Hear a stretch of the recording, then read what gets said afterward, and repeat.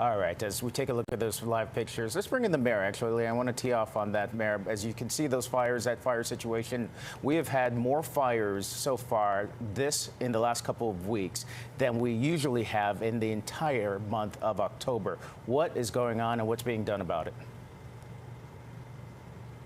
Terminology, brush fires so frequently, but the lack of rain, the wind, these are ideal conditions that can create this hazard. And it's a real issue. It's not something that we should take lightly. And we're using a combination of FDNY and their drones in FDNY to assist in identifying the fires, place these fires out, and a combination of water and actually smothering the fires. But it's a real concern, and that's why we're saying please do not barbecue in our park areas or wooded areas. And Mayor, let's go ahead and talk about the drone program just announced today. Can you give us an idea of what this will look like, and when and where will we start to first see these drones deployed? Several precincts, including the Central Park precinct, when you look at the large number of acreage that we have to cover in Central Park, and the 75th precinct, which is a real large precinct boundaries. And we identified those precincts that the FAA has given us approval to use. We have several more we're going to do. But this is an automatic deployment. The actual housing units will sit on top of precincts. When a job comes over, a call for service, or even just routine patrol, they will be able to deploy, monitor from one police plaza. This is really an exciting new step in patrol and using drones for public safety. And how will the city decide, actually, whether to expand that particular program? We're going to look at a combination of things. Areas where you're dealing with a high level of violence. Some precincts, believe it or not, are larger than others. The ability to be deployed to those locations in a rapid way.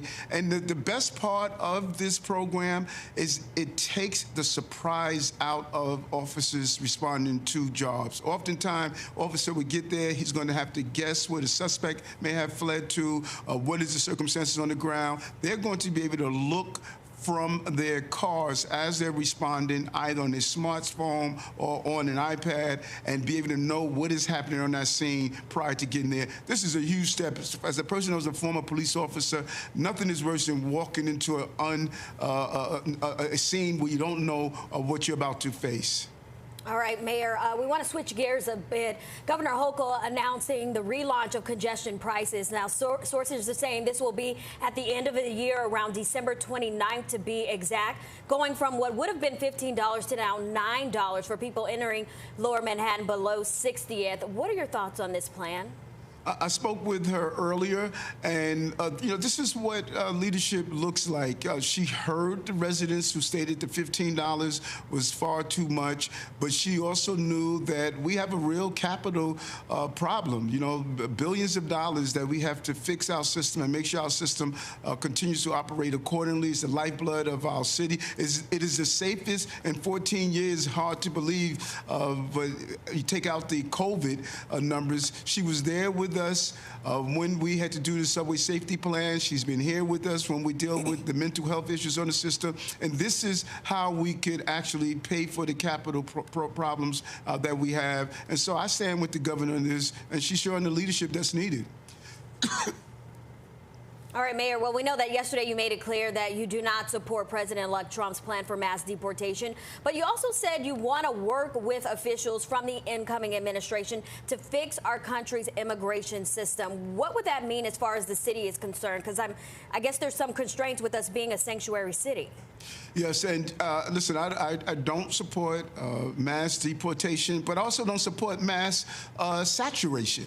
220,000 people were dropped into the city, billions of dollars of taxpayers' money, almost only $200 and something million coming from Washington, D.C., 10 trips to Washington, D.C. to talk about securing our borders, having a decompression strategy. It fell on deaf ears, and this is not sustainable. We're seeing what's happening in Chicago, other cities, Los Angeles, Denver, New York. This is just wrong, and I said it over and and over again. And so I want to sit down with the administration. I think there are things we can do to secure our borders, have a decompression strategy. And although we are a sanctuary city, I do not support repeated offenders who are creating violence in our city, staying here after they serve their time. That should not happen. And it's unacceptable to other immigrants and migrants, and it's unacceptable to New Yorkers.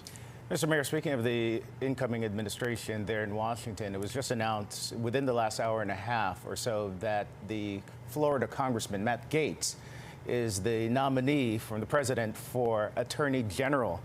Do you think that's a good call? You support Matt Gaetz as Attorney General?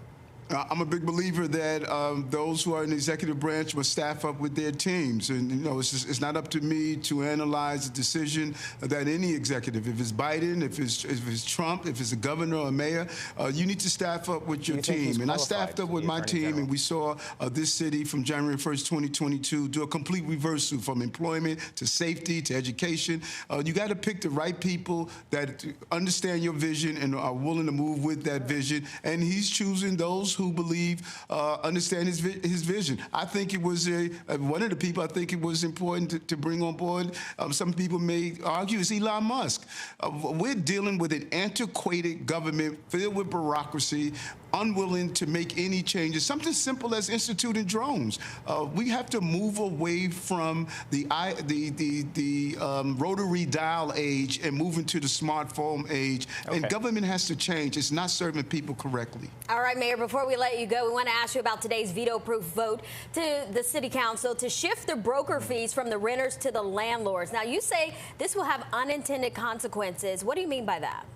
Well, listen, I think it was in good faith what they wanted to accomplish, but nothing in the bill that states if your broker fee was $800, nothing is stopping a landlord from making that broke out into the rent payment. So instead of having a one-time $800 fee, if the landlord add $80 on the bill per month, within the year, you're going to pay more than the $800. And within 5 years or 10 years, you're going to be continually paying for that same fee. So it was a good intention, but your intention must understand what are the unintended consequences. And I think that all you're going to see is this fee passed on to the cost of the rent. And now tenants are going to be paying a longer amount of money for that broker fee. We should have thought this through better. But, you know, the city council is the other arm of government. Yep. And they made the decision, and that's the decision we have to live with. Yeah, more than 40 city council members disagree with you on this. Mr. Mayor, thank you for your time. Appreciate it. Thank you. Take care.